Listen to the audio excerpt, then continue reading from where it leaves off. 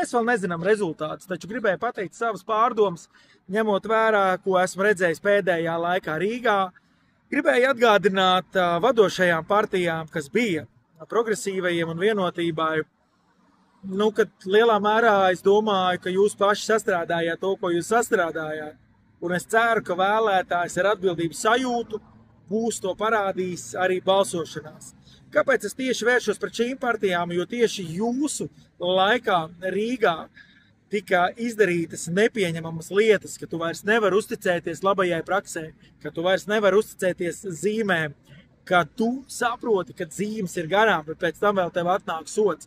Ja nepamatota sodīšana likumdošanas līmenī izdarīja tā, ja pašvaldība nepareizi soda, tad tā automātiski visus periodā līdz tam brīdī, kad to konstatē, skaita naudu atpakaļ 10-kārtīgā apmērā, jo cilvēki negrib cīnīties par 30-20 eiro, sūdzēt tiesā, ir vēl speciāls pašvaldības, tur Jūrmala ir pirmrindniece, kas maksimāli novilcina procesu un mēģina to apturēt.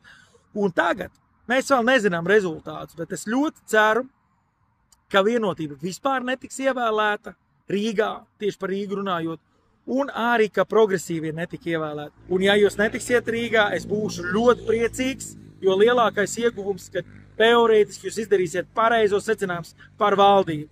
Un tā kā mēs savā laikā piedzīvojam Latvijas ceļu aiziešanu, ko neticēja, tā kā mēs savā laikā piedzīvojam Tautas partijas, ko arī tad neticēja, ka neievēlēs.